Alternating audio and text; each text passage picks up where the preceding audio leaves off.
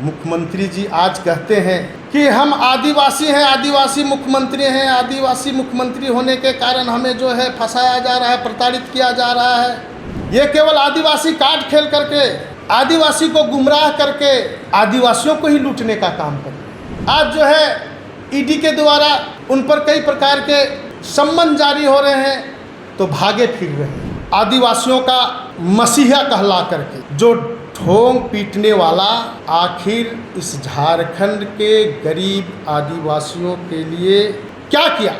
झारखंड आंदोलन के नाम पर झारखंड आंदोलन को भी बेचने का काम ये सोरेन परिवार के लोगों ने किया है। तो किस बात के लिए इस राज्य के जनजातियों का वो मसीहा कहलाते हैं? तो फाइल फोल्डर बॉस कौन है, ये राज्य की जनता जानना चाहती है। निश्चित रूप से आज झारखंड प्रदेश के अंदर बहुत सारे विषयों पर राजनीतिक दृष्टि से राज्य की जनता को भ्रमित करने का प्रयत्न हो रहा है। इसमें हमारे इस प्रदेश के मुख्यमंत्री आदरणीय हेमंत सोरेन जी ने आदिवासी की परिभाषा ही अलग गढ़ने लगे हैं।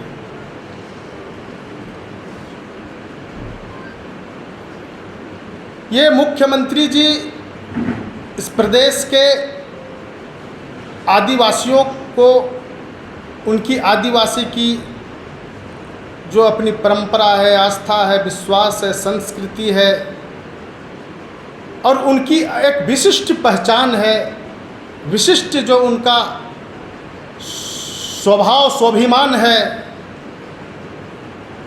उनका जिस प्रकार से जो है परोपकारी भाव है,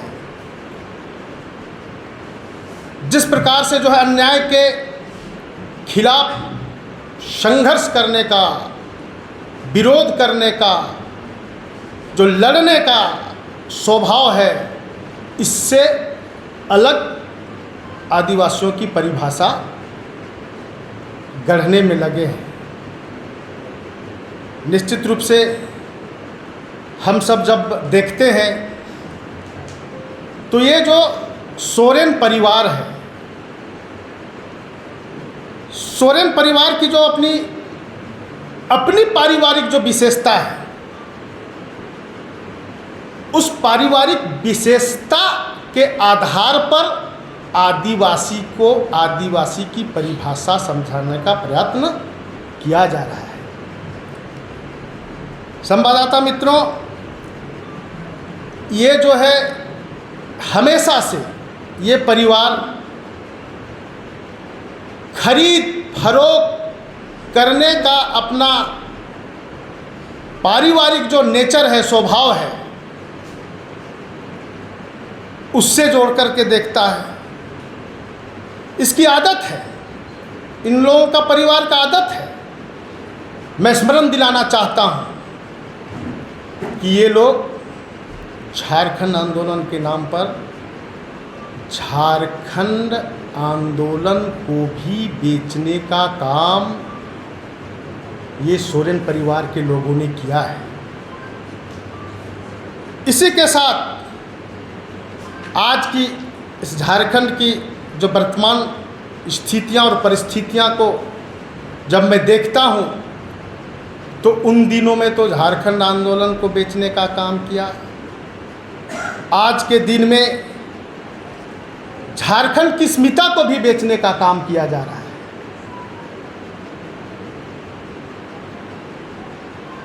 आदिवासियों का मसीहा कहला करके, आदिवासियों का परोपकारी कहला करके जो ठोंग पीटने वाला आखिर इस झारखंड के गरीब आदिवासियों के लिए क्या किया? सोरेन परिवार ने क्या किया? मैं बताना चाहता हूं कि ये सरकार बनते के साथ चाईबासा के बुरुगुलीकेरा गांव में 7 निर्दोष आदिवासियों की किस प्रकार से नृशंस हत्या होती है, और उनके हत्यारे आज 4 साल पूरा होने के बाद भी क्या हुआ नहीं हुआ, उसको क्या दंड मिला, उनके परिवार को क्या सुविधाएं मिली, उन गांवों के लिए क्या विकास हुआ, ये कहीं कुछ दिखाई नहीं देता है। ये इस सरकार की उपलब्धि है क्या? और तो और जिस शहीद के नाम से सिद्धू, कान्हू, चांद, भैरव, फूलो झानों के नाम से राजनीति करने वाला ये झारखंड मुक्ति मोर्चा और झारखंड मुक्ति मोर्चा के नेता जब सरकार में आता है तो उनके परिवार के सदस्य जो हमारे रामेश्वर मुर्मू जी थे, उनकी भी हत्या हो जाती है, उनकी भी रक्षा नहीं कर पाते हैं और उनके नाम पर राजनीति करते हैं। इसी के साथ यह आदिवासी राज्य में एक आदिवासी बहन दरोगा रूपा तिर्की कितने गरीब परिवार से कितने मेहनत करके पढ़ाई करके एक आदिवासी अफसर के रूप में वो कार्यरत थी, लेकिन इसका संदेहास्पद मौत बताया जाता है। ये कैसे हुआ? आप सबों के माध्यम से कई प्रकार के विषय आए। हमारी बहन जो है यहाँ तुपुदना में संध्या कोपनो किस प्रकार से जो है गौ तस्कर के हाथों ट्रक से पिसली जाती है,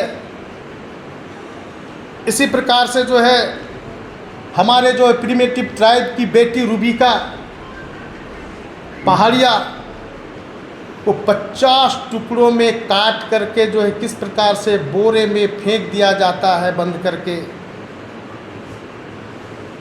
ऐसे जो है हमारे एक होनहार युवा आदिवासी विकास मुंडा, उसका भी हत्या कर दिया जाता है। ये सारे चीज़ें हेमंत सरकार बताएं, हेमंत सोरेन जी बताएं कि ये आदिवासी समाज की इस पीड़ा को दूर करने का आखिर क्या प्रयास किया। मुख्यमंत्री जी आज कहते हैं कि हम आदिवासी हैं, आदिवासी मुख्यमंत्री हैं, आदिवासी मुख्यमंत्री होने के कारण हमें जो है फंसाया जा रहा है, प्रताड़ित किया जा रहा है। ये जो है आदिवासी मुख्यमंत्री हैं, ये जो इस प्रकार से बात करते हैं और इस प्रकार से जो है इस राज्य के लिए आदिवासियों के लिए काम ना करके उनके लिए किस प्रकार से जो है अत्याचार करने जैसा शासन संचालित कर रहे हैं। और ये मुख्यमंत्री ऐसा कह रहे हैं तो इस राज्य के जो है बाकी आदिवासी का क्या हालात होगा, सहज आप अंदाज़ा लगा सकते हैं। दरअसल में ये मुख्यमंत्री जी का और ये सरकार का इस राज्य के जनता के लिए, उस राज्य के आदिवासियों के लिए चिंता नहीं है। इनकी चिंता क्या है कि हम इस राज्य के आदिवासी की जनता की कमाई यहाँ के इस राज्य के जो है आम जन सारोकार के लिए जो काम होते हैं, ऐसे सारे चीज़ों को लूट करके भ्रष्टाचार में अकंठ डूब करके इनके बहुत सारे सहयोगी कहाँ से जो है अपने सानिध्य रख करके उनके गतिविधियों के कारण राज्य के जो है गाढ़ी कमाई को लूटने का काम ये हेमंत सोरेन कर रहे हैं। और आदिवासी नाम पर ये जो है राजनीति करना चाहते हैं, ये जो है सेंटिमेंटल लाभ लेना चाहते हैं। यह राज्य की जनता, राज्य के आदिवासी आज के दिन में समझ गए। ये केवल आदिवासी कार्ड खेल करके आदिवासी को गुमराह करके आदिवासियों को ही लूटने का काम कर रहे हैं। ये छोटा नागपुर संथाल परगना में CNT एक्ट और SPT एक्ट है, इसके आधार पर इन लोगों के ज़मीन का संरक्षण करने का प्रावधान है। लेकिन आप संथाल परगना जाइए, चाहे छोटा नागपुर के इस क्षेत्र में जाइए, ये सैकड़ों जगह पर अपने नज़दीकी लोगों के रिश्तेदारों के नाम पर नाम बदल करके अकूत ज़मीन की संपत्तियां स्थापित करने का काम किया है। तो ये कौन किया है? ये हेमंत सोरेन किया है, उनके परिवार के लोग किए हैं। ये सरकार में रह करके सरकार के योजनाओं के माध्यम से जनता के लिए लाभ लेने वाली योजनाओं में भी किस प्रकार से अपने परिवार को वहाँ घुसा करके वैसे संपत्तियों को भी अपने नाम करने में भी ये कहीं चूकते नहीं हैं। निश्चित रूप से अगर आज के दिन में कहा जाए तो बहुत सारे हैं, लेकिन अगर कुछ काउंट भी किया जाए तो 108 यानी माला फेरते हैं 108 बार, तो इसी प्रकार से 108 ऐसे जो है संपत्ति ये हाईकोर्ट में एफिडेविट करके दिए हुए, ये प्रमाण है। इसके अलावे सैकड़ों बेनामी संपत्तियां ये जो है गरीब आदिवासियों का ये लूटने का काम किया है। आज जो है रांची के अंदर अगर आप देखें, है पूरे राज्य में, लेकिन रांची के अंदर में देखें तो आदिवासियों का ज़मीन किस प्रकार से बेरहमी से लूटी जा रही है। लूटने के लिए स्पेशल जो है इनका जो है विभाग का कैडर नहीं, लेकिन ये जो है प्राइवेट एक अपना कैडर डेवलप करके वैसे कैडर के माध्यम से, यानी हम दलाल कह सकते हैं, हम जो है बिचौलिया कह सकते हैं, ऐसे लोगों के माध्यम से यहाँ के आदिवासियों की ज़मीन को लूटने का काम ये हेमंत सरकार में, इनके संरक्षण में और इनके द्वारा जो है प्रोत्साहित करने पर हो रहा है। निश्चित रूप से यह जो है इनके कई भ्रष्ट पदाधिकारी अंधभक्त होकर के लूटने में सहयोग कर रहे हैं। आप देखते होंगे संथाल परगना के क्षेत्रों में पत्थर का लीज और वहाँ की जो गिट्टी का जो राजस्व किस प्रकार से लूटी जा रही है, वो जो है बिना परमिट, बिना माइनिंग प्रोविज़न के माइनिंग हो रहा है और ये राज्य के राजस्व को भी लूटने का काम हो रहा है।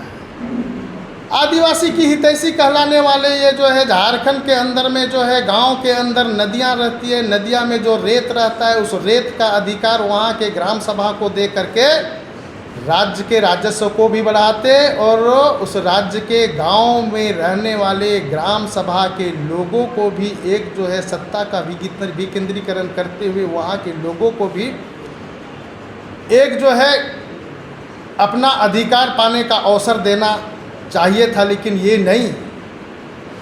ये जो बिचौलिए जैसे लोगों को भी लीज दे करके वहाँ भी बिना परमिट के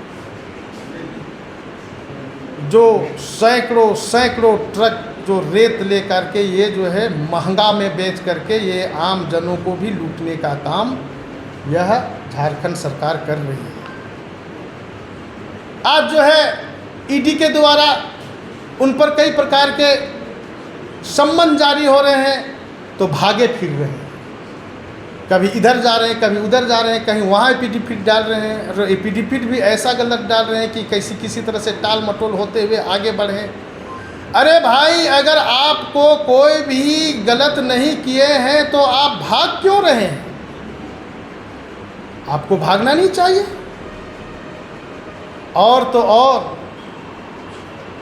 ये जो है इनके सरकार में इनके जो आईएएस अधिकारी के सचिव और बिचौलिए जब व्हाट्सएप पर जब वार्ता करते हैं तो इसमें जो सूत्र बनाया गया है, फोल्डर, फाइल, बॉस, इन सूत्रों के आधार पर ये राज्य की जनता को लूटने का काम कर रहे हैं। ये जो है फोल्डर, फाइल, बॉस कौन है ये बताना चाहिए, राज्य के जनता को बताना चाहिए। जब ये बातें, जब ये अखबार के माध्यम से, आप लोगों के माध्यम से यहाँ पर आया है, तो फाइल, फोल्डर, बॉस कौन है ये राज्य की जनता जानना चाहती है। निश्चित रूप से मित्रों, मैं बताना चाहता हूँ कि आज ये आदिवासी कह करके अपने को सेंटिमेंटल आदिवासी के बीच में ला करके ये बचने का प्रयास कर रहा है। निश्चित रूप से ये गलत है और ये आदिवासी की अपने परिवार के जैसा जो परिभाषा दे रहा है ये गलत है। ऐसा करने से यह प्रतीत हो रहा है कि हमारे देश के लिए, इस राज्य के लिए, इस देश की आज़ादी के लिए, इस समाज के लिए, जल जंगल ज़मीन का अधिकार को न छीनने के लिए, बचाए रखने के लिए, इसके आधार पर अपना जीवन को बढ़ाने के लिए हमारे इस राज्य के जो है जनजाति महापुरुषों ने जो क्रांति किया, संघर्ष किया, लड़ाई किया, देश को आज़ाद किया, ऐसे अनसंग हीरोज का ये बदनामी है। इसलिए मैं कहना चाहता हूँ कि ये आदिवासी के हित के लिए इनको काम करना चाहिए था। ये पेशा एक्ट यहाँ के जनजातियों के विकास के लिए एक आधार है, आधार हो सकता है। इसके लिए जो है सेंट्रल एक्ट है, प्रोविजंस है, प्रावधान है, लेकिन उसको जो है यहाँ पर क्रियान्वित करने का काम नहीं हो रहा है। जब लोग यहाँ के जनजाति समाज अपने जो है फंडामेंटल राइट्स के बारे में,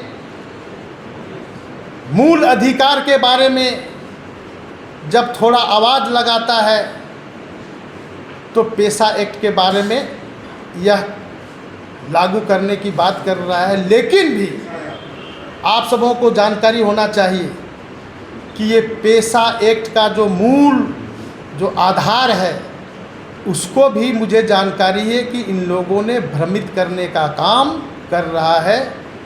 ये इस राज्य में नहीं चलेगा। अब राज्य की जनता और राज्य के आदिवासी समुदाय बहुत ही इसको जो है इंटरनली अंदर से समझ चुकी है और आने वाले दिनों में ये हेमंत सरकार को वो समझाने का काम करेगी, ऐसा दिखाई दे रहा है। निश्चित रूप से देश के यशस्वी प्रधानमंत्री आदरणीय नरेंद्र भाई मोदी जी ने इस देश के लिए, इस राज्य के आदिवासी समाज के उत्थान के लिए, विकास के लिए कई प्रकार के विकास की योजनाओं को रचनात्मक तरीके से जनजाति राज्यों में वो देने का काम किया। लेकिन इस राज्य में अगर हम ट्राइफेड के माध्यम से बंधन विकास योजना, जो यहाँ के जनजातियों का जो जल जंगल ज़मीन है, वहाँ के जो नॉन टिम्बर फॉरेस्ट प्रोडक्शन है, इसको कैसे वो आगे बढ़ा सकता है, आय आमदनी बढ़ा सकता है, इस दिशा पर कहीं भी काम नहीं हो रहा है। फॉरेस्ट राइट एक्ट है, कम्युनिटी फॉरेस्ट राइट एक्ट है, सामुदायिक वनाधिकार के माध्यम से अपने वन क्षेत्रों के सीमांकन के क्षेत्रों में कैसे वो जो है वो वन संपदाओं का संरक्षण करते हुए, कैसे उसमें कई प्रकार के उत्पादन करते हुए वो सामुदायिक वनाधिकार का लाभ ले सकता है, लेकिन ऐसे सारे योजनाओं को इस प्रदेश में क्रियान्वित करने का काम नहीं कर रहा है। यहाँ पर जो है Eklavya model residential school Bharat सरकार ने स्थापित करने के लिए कई स्वीकृतियाँ दी है, लेकिन ये जमीन की उपलब्धता नहीं करा पा रहे हैं, जिसके कारण यहाँ के जनजाति समुदाय वहाँ पढ़ सकते थे, लेकिन वो पढ़ नहीं पा रहे हैं। आज भी ये केवल टाल मटोल करते हुए जा रहे हैं। तो किस बात के लिए इस राज्य के जनजातियों का वो मसीहा कहलाते हैं? कौन सा ऐसा काम कर रहे हैं? केवल और केवल जो है यहाँ के जनजातियों का अत्याचार हो रहा है, धोखा हो रहा है, भ्रम की स्थिति में फैलाया जा रहा है, और आदिवासी बहनों का किस प्रकार से अत्याचार, दुष्कर्म और हत्याएं हो रही है, ये खुल्लम खुल्ला दिख रहा है। इसके बाद भी वो आदिवासी की हितैषी और आदिवासी की परिभाषा समझाने में लगा हुआ है। निश्चित रूप से आप सबों से आग्रह है, लोकतंत्र के चौथे स्तंभ हैं, इस प्रकार की जो राजनीतिक हालात है, स्थितियाँ परिस्थितियाँ है, राज्य की जनता ऐसे सारे सवालों को जानना चाहती है आपके माध्यम से। निश्चित रूप से मैं कह सकता हूँ कि ये जो है आदिवासी का परिभाषा मुख्यमंत्री जी ना बदलें, आदिवासी की अपनी जो पारंपरिक संवैधानिक जो परिभाषा है, उस परिभाषा के आधार पर आदिवासी की बात होनी चाहिए। इन्हीं शब्दों के साथ धन्यवाद।